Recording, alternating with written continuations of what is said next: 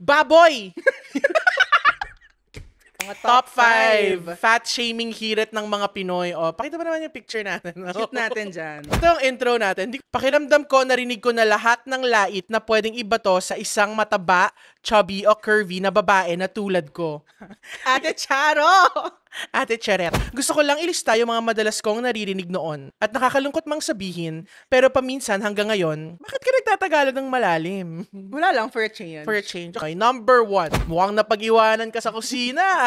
Ay, ano sabi ko? Ay, tapos ito yung comeback. Ito yung comeback. Okay, ang comeback ni Stacy. For your information, hindi lahat ng mataba ay wala ng ibang ginawa sa buhay kundi umupo sa kusina at kumain non-stop ng kahit anong iniluto o inihain doon.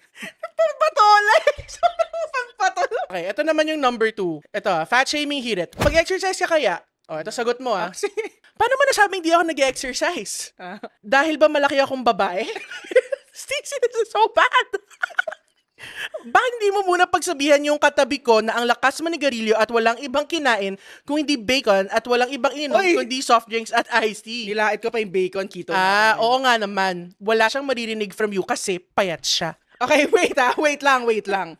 Totoo naman, I still stand by this na parang, you know, people like to equate the body size with the fitness level kung nasan man sila. But I've met big people who can like... Oh yeah, right. And also, meron ding mga tao na sobrang payat na grabe magyosi. Tawag doon toffee. And thin outside, fat inside. Pre-diabetic or diabetic that's because true. they eat sugar pero hindi lang nagma-manifest sa body nila. So, you really can't see. Next, number 3 na tayo.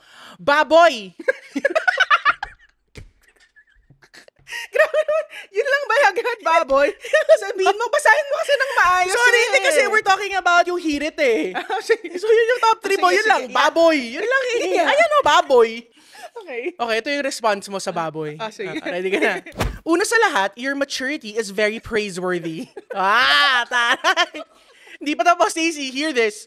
Wow, bigyan ng jacket.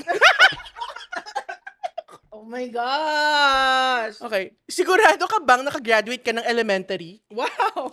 Kasi huling narinig ko yan, galing sa isang kaklase ko ng grade 1.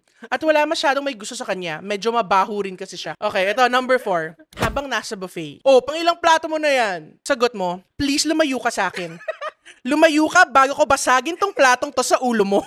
Stacy! Kakatawa ka, you're so mad. Grabe, nakita mo yung suot, lakas ng loob, kala mo naman kapayatan. Ito ang sagot mo. Nagagandahan ako sa sarili ko at sa suot ko. Sa tingin mo ba may pake ako sa kababawan ng pagtingin mo sa akin? Wow! Taray! Oh.